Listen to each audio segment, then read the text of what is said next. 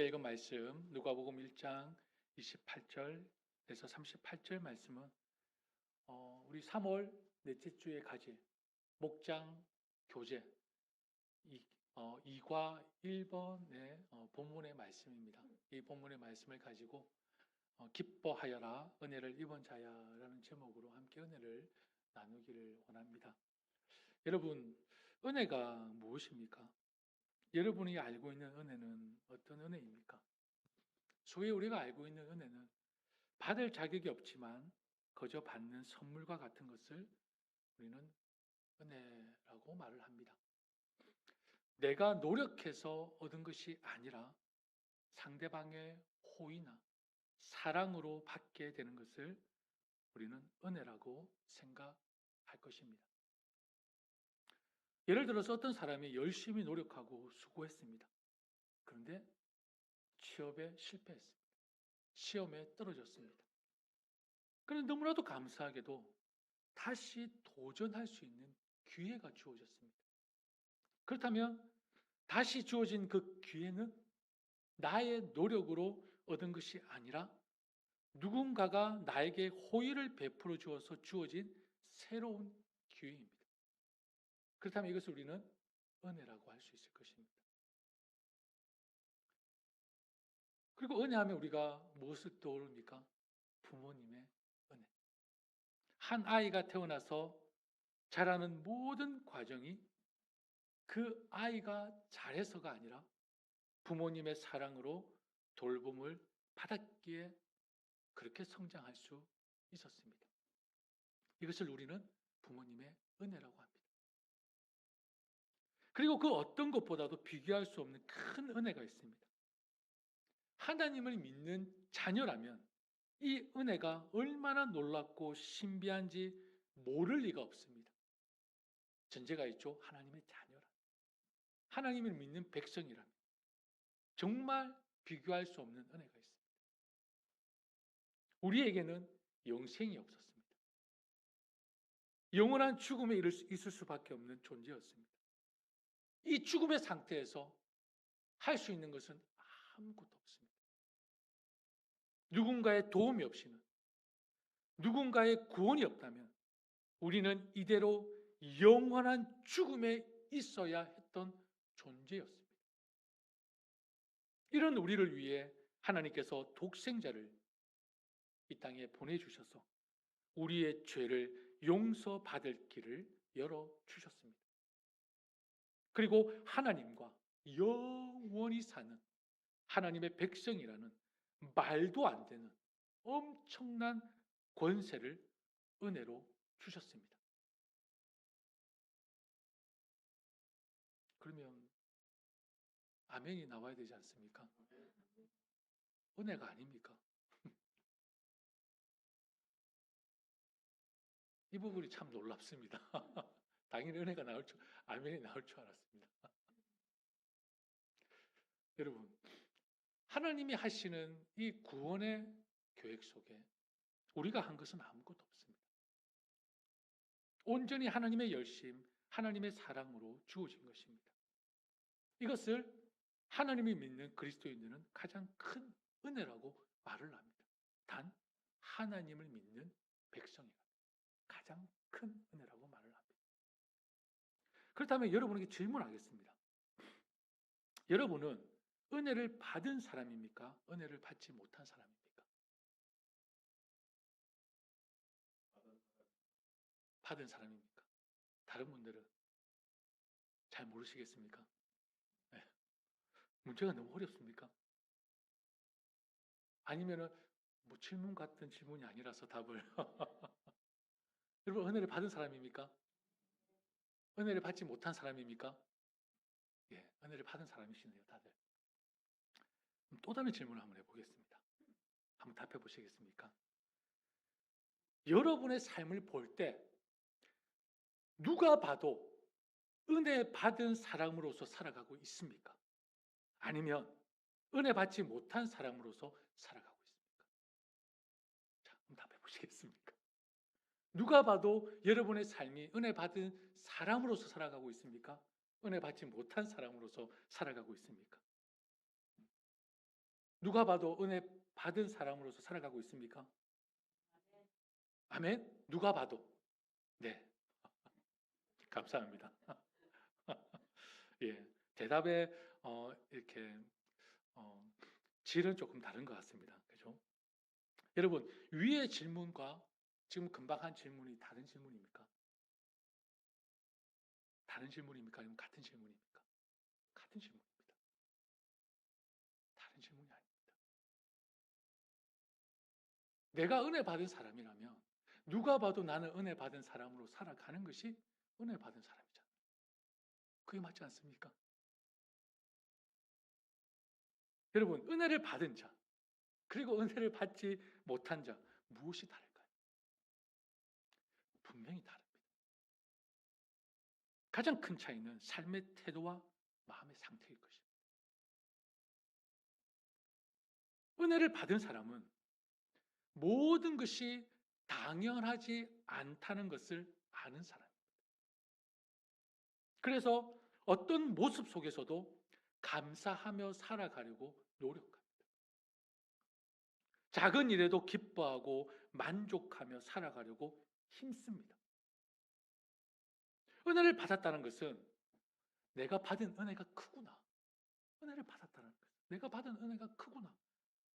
깨달은 사람입니다. 그렇기 때문에 불평과 불만이 아닌 뭘 선택할까요? 감사를 선택합니다. 감사가 선택이라는 말이 제가 설교를 작성했지만 인상적이었습니다. 얼마나 제가 그렇게 못 살았으면 제가 설교를 적어도 감사를 선택한다. 이게 얼마나 인상적인지. 그렇죠. 여러분, 어떤 상황 속에서도 감사를 선택한다는 것은 어떻게 가능한 것입니까? 내가 은혜를 입었기 때문에 가능한 것입니다.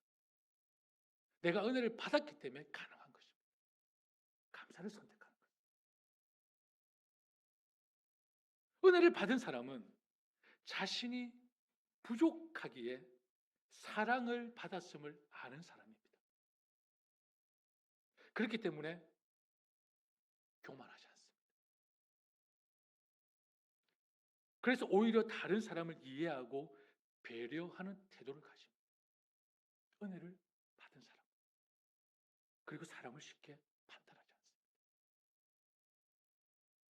오히려 남을 나보다 낮게 여길 줄 압니다. 누가요? 은혜를 받은 사람.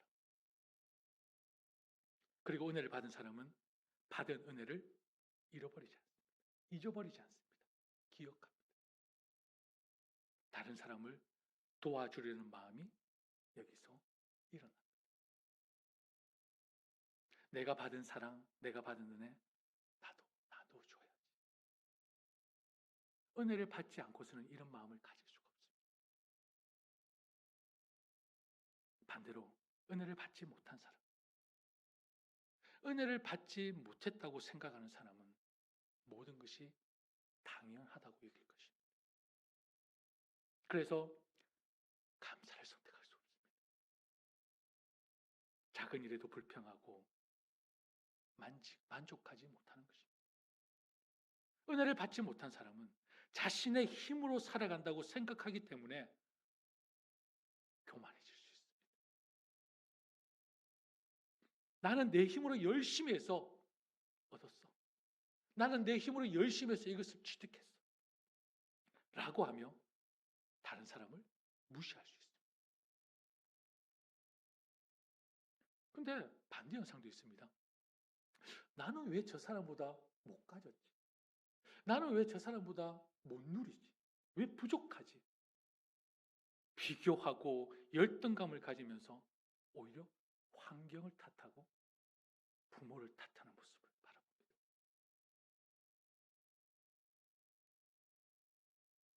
그래서 은혜를 받지 못한 사람은 다른 사람을 쉽게 용서하지 못한다. 왜요? 내가 받은 것이 없는데. 내가 다른 사람을 도와야, 왜 내가 다른 사람을 도와야 하지? 왜 내가 다른 사람을 용서해야 하지? 내가 받은 것이 없는데. 다 내 힘으로 이룬 건데. 라고 생각하기 때문입니다.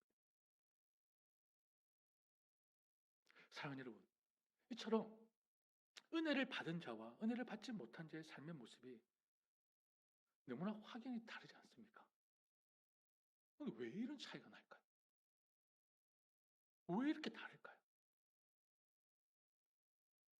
다시 한번 질문하겠습니다. 여러분, 은혜 받은 자로서의 삶을 살아가고 있습니까? 아니면 은혜 받지 못한 자로서의 삶을 살아가고 있습니까? 내가 갚을 수 없는 은혜를 입었다면, 내가 이해할 수 없는 은혜를 받았다면, 자연히 삶에서 보여지는 태도는 기쁨이 되어야 할 것이고 감사가 되어야 될 것입니다. 왜요? 은혜의 본질은 기쁨입니다. 감사입니다. 그게 은혜의 본질입니다. 오늘 본문에 등장하는 마리아의 상황을 한번 보십시오. 갑자기 천사가 나타나서 28절 말씀이죠. 같이 한번 읽어볼까요? 그에게 들어가 이르되 은혜를 받은 자여 평안할지어다.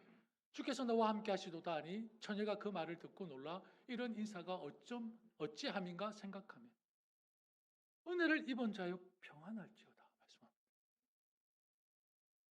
28절에 평안할지어다는요 헬라어로 카이레라고 합니다. 카이레. 이 카이레는 헬라어로 그냥 인사말입니다. 인사말인데 이것을 풀어보면 기뻐하라라는 뜻입니다. 기뻐하라. 그러면 이 은혜를 받은 자여 평안할지어다를 우리가 원문을 풀어보면 어떻겠습니까? 오늘 설교 제목입니다. 기뻐하여라 은혜를 입은 자야. 이 뜻입니다. 기뻐하여라 은혜를 입은 자야. 원문을 좀 더 쉽게 풀어봅니다. 근데 여러분, 마리아의 상황을 우리 누구보다 잘 알고 있지 않습니까? 지금 마리아의 상황을 보면 지금 기뻐할 수 있는 상황이 아무것도 없어요. 당시 유대 문화에서 혼전 임신을 했다는 것은 매우 심각한 사회적 문제였습니다. 처벌을 받아야 마땅했던 것입니다. 마리아는 지금 약혼한 상태였습니다.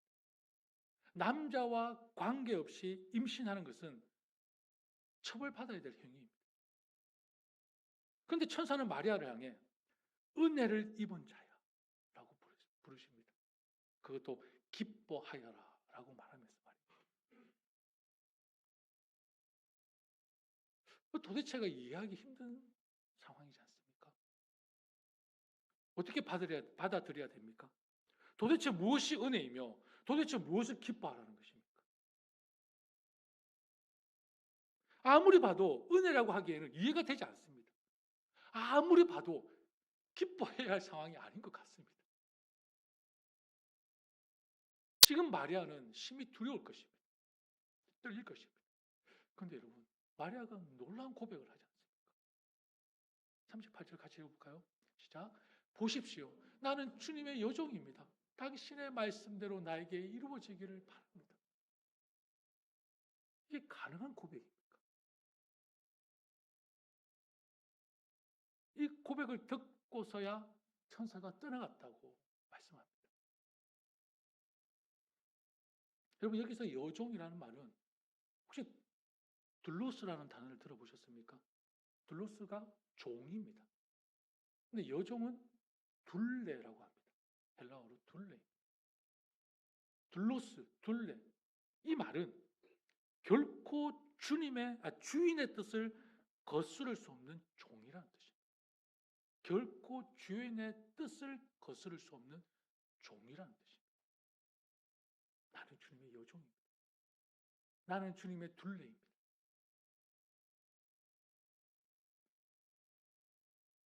따라서 이 말은 지금 주님께서 말씀하고 있는 모든 것을 하나님의 뜻에 온전히 완전히 맡기겠다는 마리아의 철저한 순종과 겸손의 표현이라는 것입니다. 비록 인간의 상식으로는 납득하기 힘든 말을 들었지만 그것이 무에서 유를 창조하신 전능하신 하나님이 하신 말씀이라는 사실을 믿었기에 그대로 이루어지기를 믿고 바라는 위대한 순종의 신앙을 지금 마리아는 보여주고 있습니다. 그럼 이제 다시 은혜라는 단어에 집중해서 말씀을 정리해 보겠습니다. 벌써 마칠 때가 되었네요. 기쁘시죠? 여기서 기쁨이 터지십니까? 자, 여러분이 마리아를 볼 때 은혜를 받은 자라고 생각하십니까? 솔직하게. 그리고 기뻐할 수 있는 상황입니까? 하나님은 마리아를 향해 기뻐하여라. 은혜를 입은 자야. 라고 불러놓고는 그 다음에 말씀하시는 이야기는 전혀 앞에 인사말과 맞지가 않습니다. 기뻐하여라. 은혜를 입은 자야. 라고 해놓고는 그 다음에 하시는 말씀은 도무지 이해가 되는 말씀이 아닙니다. 말도 안 되는 이야기를 하고 계십니다. 그럼 도대체 은혜가 무엇일까? 은혜가 무엇이기에 또한 기뻐해야 하는 것일까? 다시 한번 질문을 해볼까요? 여러분이 생각하는 은혜는 무엇입니까? 여러분이 받고 싶은 은혜는 어떤 은혜입니까?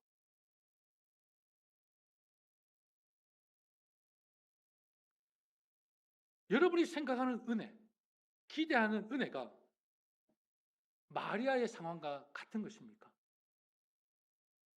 그렇습니까? 그렇다면 여러분은 은혜를 입은 자입니다. 그리고 기뻐해야 합니다.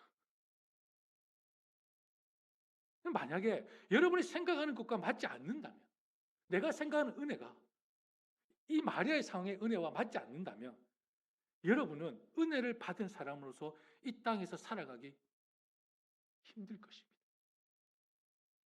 제가 너무 극단적으로 표현했나요? 정확하게 말씀드리면 여러분은 은혜를 상황의 변화, 환경의 변화라고 생각한다면 그 은혜는 곧 사라질 은혜입니다. 진짜 은혜가 아닙니다. 환경의 변화, 상황의 변화라면 그거는 진짜 은혜가 아닙니다. 곧 사라질 것입니다. 여러분, 은혜는요, 상황이나 환경이 아닙니다. 은혜는 관계입니다. 은혜는 관계입니다. 관계. 존재와 존재의 관계. 인격과 인격의 관계가 은혜인 것입니다. 상황이 아닙니다. 환경이 아닙니다. 천사가 나타나 마리아에게 기뻐하여라 은혜를 입은 자야. 또 나오나요? 예. 그 다음 뭐라고 하고 있습니까? 주님께서 그대와 함께 하신다. 여러분, 이미 마리아는 게임 끝입니다.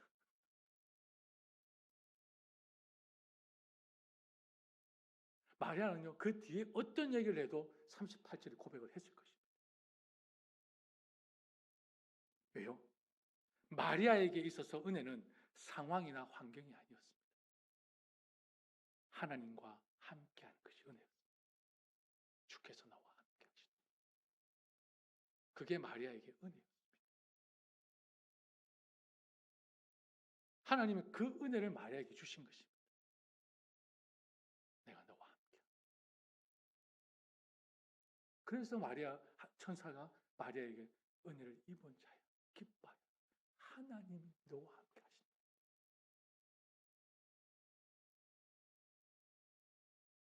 그러면서 35절 말씀을 같이 읽을까요? 천사가 대답하여 이르되 성령이 내게 임하시고 지극히 높으신 이의 능력이 너를 덮으시니 이러므로 나실 바 거룩한 이는 하나님의 아들이라 일컬어지리라. 아멘.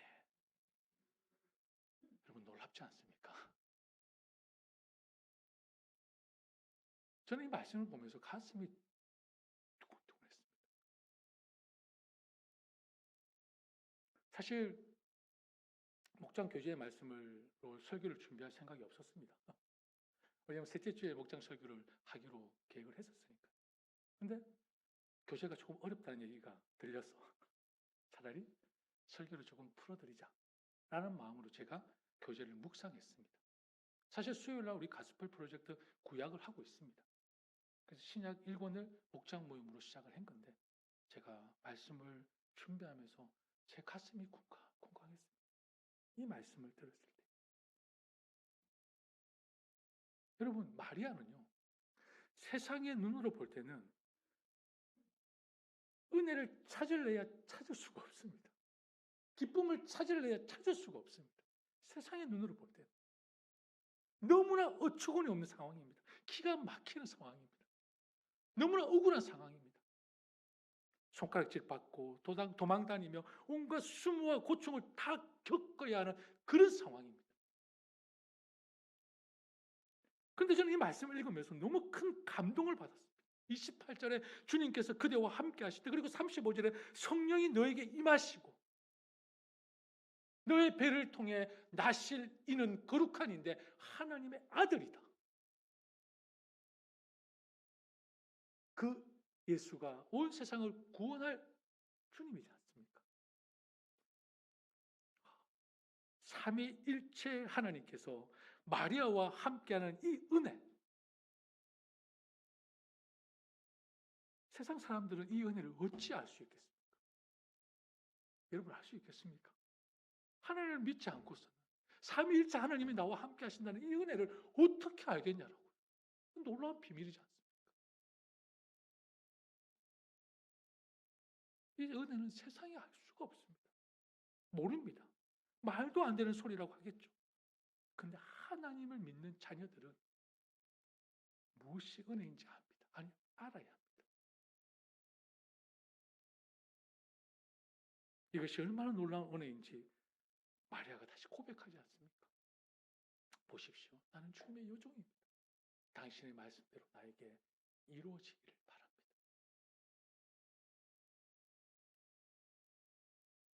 여러분, 부모가 되어 자녀를 키워보니 이제야 조금 부모의 은혜를 깨닫습니다. 그런데 학창시절에는 그 은혜를 받은 사람으로서 혹시 여러분 사셨습니까? 학창시절에 여러분 은혜 받은 사람으로 사셨습니까? 혹시 아버님, 어머님, 소자 여기 있습니다. 소녀 여기 있습니다. 아버님께서 저에게 하시는 말씀대로 그대로 이루어지기를 저를 통해 간절히 원합니다. 혹시 이렇게 사신 분이 계십니까? 학창시절에. 그러면 정말 존경합니다. 정말 존경합니다.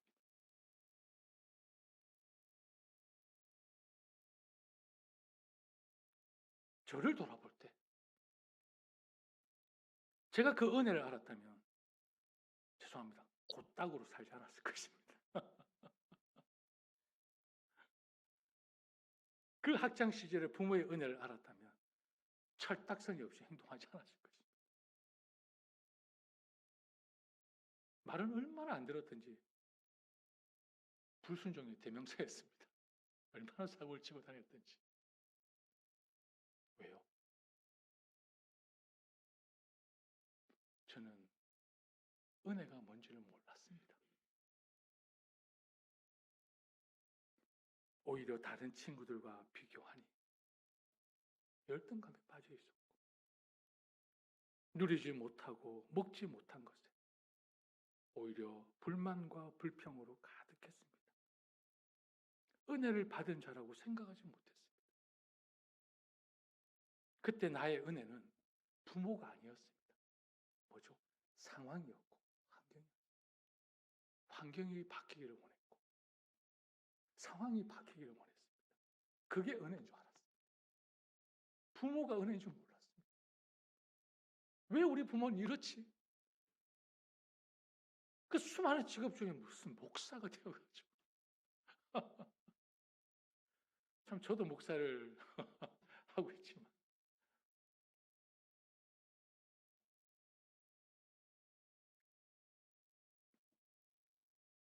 여러분 지금 우리는 또 자녀로 살아가고 있지 않습니까? 하나님을 아버지로 모시고 있는 우리 또한 지금 같은 모습이지 않습니까? 하나님과의 관계를 은혜로 보기보다는 하나님을 통해서 받는 복, 건강, 형통, 물질, 혹시 그것을 은혜라고 생각하고 있지 않습니까?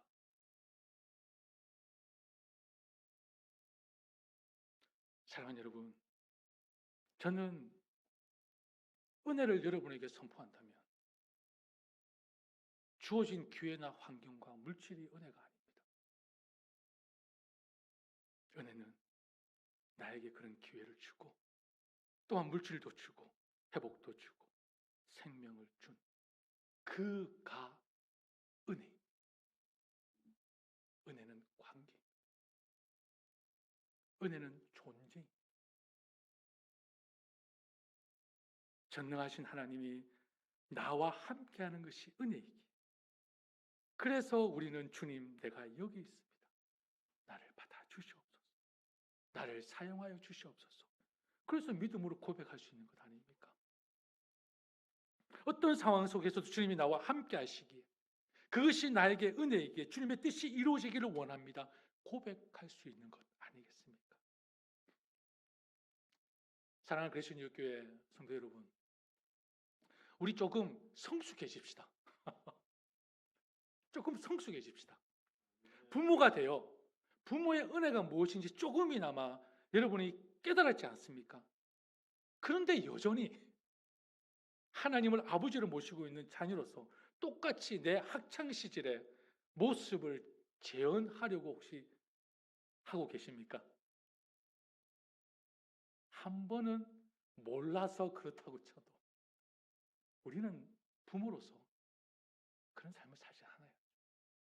한 번은 몰라서 그렇다 쳐도 두 번은 그렇게 하면 어리석은 행동 아닙니까? 지혜롭지 못한 행동 아닙니까?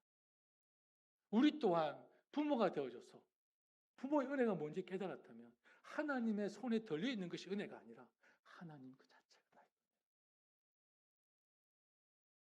오늘 찬양 가사가 정말 좋았지 않습니까? 하나님의 영이 나와 함께 하시고 주님이 내 마음에 들어. 그게 은혜라. 사실은 이거는 제 설교에 없던 내용입니다. 아침에 제가 교회를 오면서 이거는 같이 이 나무를 제가 제 동네에 있는 나무입니다. 그리고 옆에는 서칭해가지고 하나 건져 왔습니다. 자, 여러분 두 그림을 보면서 여러분이 생각하는 은혜는 어떤 은혜일까요? 뭐가 여러분에게 은혜입니까? 한쪽은 겨울나무에 앙상한 가지들이 붙어 있습니다. 지금 동영상이 아니라서 여러분 오늘 아침에 바람이 많이 불었습니다. 지금은 모르겠습니다. 흔들려가지고 막 나무 가지가 떨어질 것 같더라고요. 자, 여러분에게 지금 은혜는 어떤 게 은혜입니까? 오른쪽은 제 쪽에서 오른쪽을 보니까 나무 가지를 꺾어서 화분에 넣어서 따뜻한 온실과 저렇게 딱 디자인한 속에 참 아름답게 보입니다. 세상 사람들은 저렇게 살기를 원할 것 같습니다. 근데 저기에는 영원하지 않습니다. 생명이 없습니다. 근데 저 나무를 보십시오. 나뭇가지들이 안 떨어지려고 바람이 부는데 근데 저 나무 볼 때 여러분 은혜 기쁨이 보입니까? 아무리 봐도 저 나무 가지들한테 물어봐도 은혜롭다고 생각지는 않을 것 같습니다. 기쁘다고 얘기하지 않을 것 같습니다. 근데 제가 볼 때는 저게 은혜입니다. 저 나무에 붙어있는 가지들은 겨울을 이겨내면 봄이 오잖아요. 꽃을 피우고 이파리를 내고. 여러분 제가 이런 남자입니다. 길을 가다가도 나무를 보면서 놀라셨습니까? 뭐 테니스만 치는 남자는 아닙니다. 여러분 무엇이 은혜인지 보이십니까? 저는 이제 무엇이 은혜인지 분명히 깨달았습니다. 마지막 말씀을 같이 한번 읽어볼까요? 네, 예. 그죠? 같이 읽겠습니다. 시작. 나에게 이르시기를 내 은혜가 내게 족하도다. 이는 내 능력이 약한 데서 온전하여 짐이라 하신지라. 그러므로 도리어 크게 기뻐함으로 나의 여러 약한 것들에 대하여 자랑하리니 이는 그리스도의 능력이 내게 머물게 하려 함이라. 우리가 잘 알고 있는 사도 바울의 고백입니다. 내가 너에게 허락한 예수 그리스도, 값없이 준 내 선물, 그 은혜면 충분하다. 차고 넘친다. 더할 필요 없이 완전한 은혜, 가득 찬 은혜다. 네가 약하다고 생각하냐? 내가 너에게 준 은혜면 충분히 강하다. 두려워할 필요가 없어. 연약함을 부끄러워하지 마. 힘들어하지 마. 내 은혜면 넌 충분해. 좋게. 나를 의지. 나만 바라. 내가 너의 능력이 되어줄게. 내가 너의 기쁨이 되어줄게. 내가 너의 강함이 되어줄게. 하나님과 함께하는 것이 은혜이다. 라고 말씀하시는 것입니다. 아멘. 그렇다면 우리 이제 고백할까요? 우리 함께 찬양으로 고백하기를 원합니다. 그 은혜를 기억하며 찬양으로 하나님께 함께 고백하는 시간을 갖고 오늘 주시는 말씀을 통해서 하나님 앞에 여러분에게 주신 그 말씀을 그대로 하나님께 기도하며 하나님께 도움을 구하며 성령의 충만함을 구하는